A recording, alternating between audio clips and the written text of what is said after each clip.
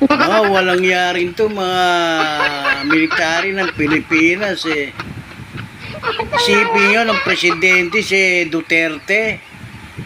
Kaya pala nilakihan nila ang sweldo ng mga military para utusan ni Digong na magtatag ng war on drugs.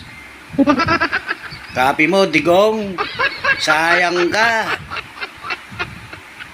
Mabango ka sa mga Pilipino, pinabaho mo. Alam ba, yung anak mo si Inday Sara, kaya bumaho sa mga Pilipino yan. Yung pagkakaubos niya ng milyon within 11 days, yan, bumaho yung anak mo na yan. Tapos ngayon ka pa nag-iisip na ibubukod mo yung Mindanao. Bakit mo ibubukod dyan? Para ipasakop mo sa China? Ay, di mali. Sikulata Yan ang yan ang estimate ko yun. Diyan eh. Wala na, galit na sa'yo si Jing Jinping. Dahil ikaw isa lang small time ngayon. Marami ka kang pera.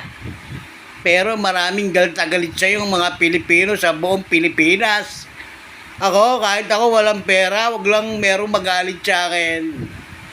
Pero kayong mga politiko, proud na proud kayo sa mga sarili ninyo. Maraming Pilipino sa buong Pilipinas ang sinusumpa kayo. Hindi nyo lang alam yan. Bakit hindi kayo isusumpa ng mga Pilipino? Ang sasarap ng mga buhay ninyo. Samantala ang mga Pilipino, hindi malaman kung saan sila kukuha ng pangkain nila.